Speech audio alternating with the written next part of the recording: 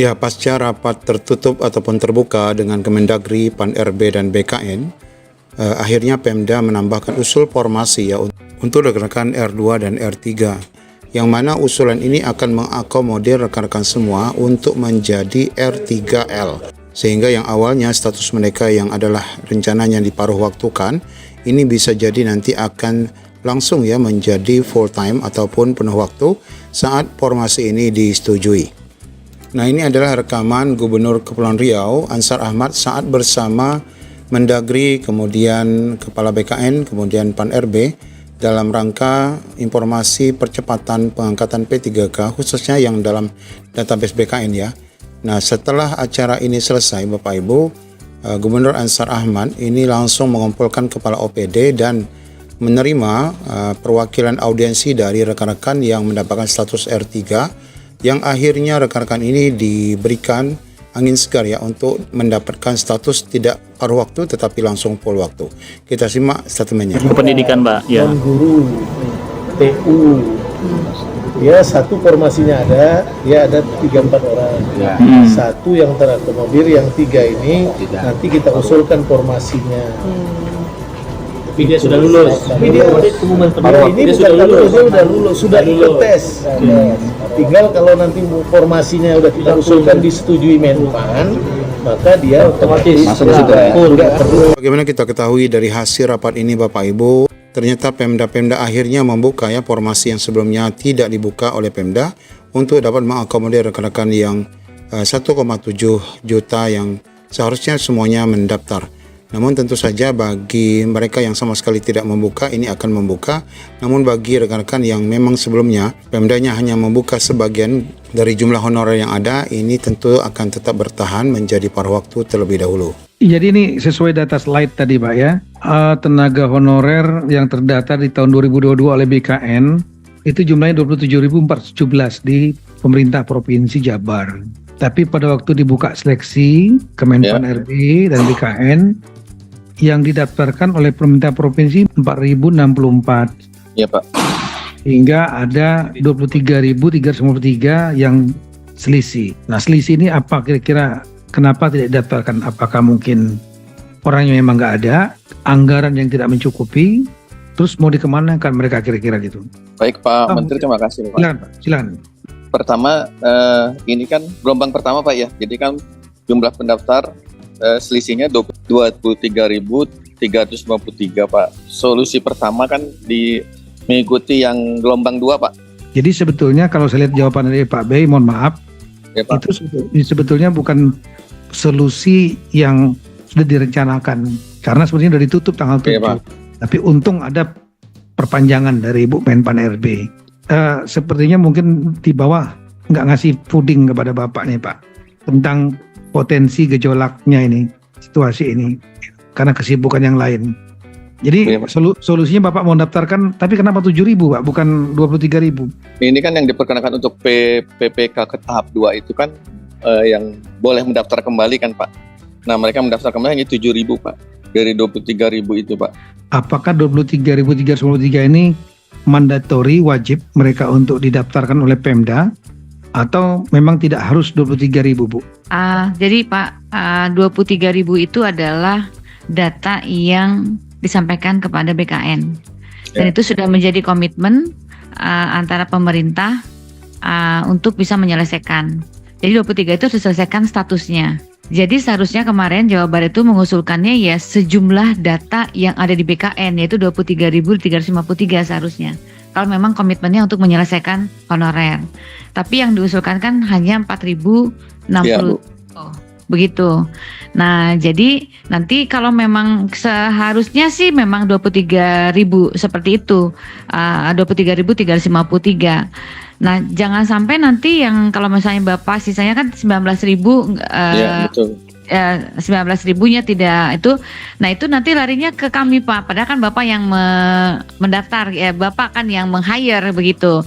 Nah itu semuanya sudah ramai dan ini tentunya secara politis tidak ini. Nah oleh karena itu Pak, kemarin dengan Permenpan dengan surat kami untuk supaya yang sisanya itu untuk bisa dimasukkan dengan kebijakan paruh waktu misalnya dengan menggunakan betul. sebagaimana yang ada sekarang tetap digaji begitu. Tapi nanti yang penting mereka suruh daftar dulu aja supaya nanti ada data di BKN sebagai paruh waktu. Demikian Pak Menteri. Iya Pak, betul Bu. Ini kan yang sisanya itu akan menjadi paruh waktu Bu. Tapi untuk paruh waktu itu kan belum ada petunjuk teknisnya Bu ya. Sudah ada Pak. Memang, nanti sudah ada. sudah Iya. ada Pak. Jadi Pak B, kalau dilaftarkan lagi 7.000 untuk gelombang kedua berarti Iya, 11.000. Kalau 7.000 itu adalah tambahan ya, bukan Tambahan, bukan 7.000 dari 4.000. bukan Pak, tambahan Pak. Tapi Paling juga kan 11.000. sesuai formasi juga mungkin belum semua Pak itu Pak. Tidak akan semua diterima kan Pak untuk P3 ke tahap 2 sesuai dengan formasinya Pak. Ibu Diterima Pak. Jadi gini, kita punya komitmen sepanjang dia mendaftar dan ikut seleksi itu diterima Pak, dan sepanjang mempunyai data di BKN.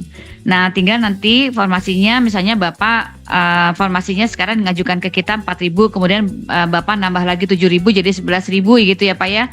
Nah, Oke, baik, Bu. 11.000 itu menjadi PPK penuh waktu. Yang 12.000 sisanya ya untuk bisa jadi PPK paruh waktu. Kalau tadi kan penuh waktu yang gitu karena kita kasih. Nah, itu Pak. Boleh bertanya yang terkait ini tapi agak berbeda Pak Menteri, boleh Pak? P3K ini Bu, P3K ini dianggapnya bagi pendaftar itu adalah sama persis dengan PNS, tetapi tidak menerima pensiun Bu. Jadi yang diterima pun mereka protes dengan tunjangan kinerja yang tidak sama dengan level yang sama gitu. Nah, kami kan menyesuaikan dengan kapasitas fiskal kami Bu, tidak sama persis dengan PNS yang menerima tukin Bu. Itu gimana ya Bu? Jadi kalau tukin dan sebagainya tentunya Pak disesuaikan dengan kemampuan di yang diatur oleh pemerintah pusat itu adalah gajinya Pak. Tapi tukin dan lain sebagainya tentunya disesuaikan, kan tidak berbeda Pak tiap instansi pemerintah. Ya, jadi yang penting sebetulnya ini ada kejelasan status Pak. Karena di Undang-Undang ASN kan tidak mengenal lagi nama lain selain PNS dan P3K. Jadi kita sebetulnya Pak yang betul itu adalah yang sudah kemarin yang kita sesuai dengan Bapak yang formasikan gitu ya. Tetapi ini yang kenapa kita membuka kembali itu kan karena mengurangi gejolak Pak. Ini akan rame banget begitu karena Bapak aja di atas 23.000 itu gitu ya. Ya, Bu. Nah, kita sebetulnya mau membantu dari Pemda supaya tidak terjadi gejolak begitu. Ya, Bapak harus cepat mengambil langkah. Kalau seandainya nggak jelas, saran saya Bapak kirim tim kepada Kemenpan RB ya, supaya bisa minta pendampingan mungkin untuk menyelesaikan permasalahan di situ. Kami juga siap dari Kemendagri ya, koordinasi dengan Pak Tomsi, Pak Sekjen, nanti kita kirim dari Ditjen Otda dan Karo Kepegawaian untuk membantu di Jawa Barat supaya nanti jangan sampai sudah tutup tanggal 15 Bapak nanti akan rame-rame 12.000 mendemo ke situ. Mungkin satu lagi provinsi Jawa Timur nih juga cukup banyak diskrepansi atau selisihnya 20.000 yang daftar 3.036. Ini Pak Sekda ini saya tahu Pak Sekda ini orangnya pintar sekali, Sekda Jawa Timur ini. Siap. Mohon izin Pak Menteri, kami melaporkan bahwa dari 17.000 yang masih menjadi beban kami dan kami memang mendaftarkan 3.336 ini lebih pada kemampuan APBD khususnya belanja pegawai kami. Dan dari yang kami daftarkan ini kami menjaga agar ketentuan 30% belanja pegawai ini tidak terlampaui. Dan kami memperhitungkan 3.336 ini juga dari pegawai kita yang pensiun. Artinya belanja pegawai yang baru masuk dengan yang sudah pensiun ini tidak akan melampaui dari 30%. Kemudian untuk solusi yang 17.147 ini sebetulnya lebih Pak Menteri karena yang data kami ini belum termasuk yang BLUD yang ada di rumah sakit umum daerah kami. Selama ini kami bayar gaji dan atau honornya dan honor tambahannya yang dalam tanda petik ini juga TPP ini adalah melalui belanja barang dan jasa.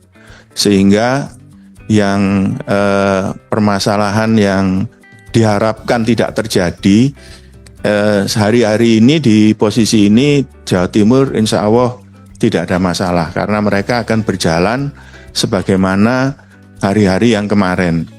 Anggaran sudah disediakan.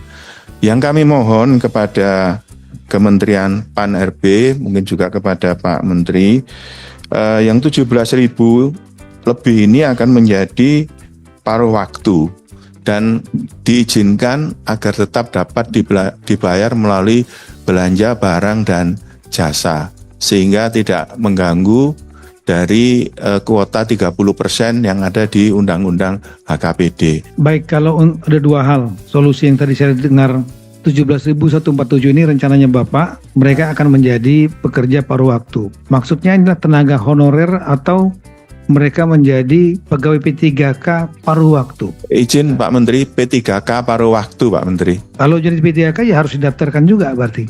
Siap, sudah didaftar. Belum. Siap. Belum didaftarkan ini, ya? Iya. Siap kami tambahkan Pak Menteri. Periode yang kedua Pak Menteri, ini sudah kami daftarkan.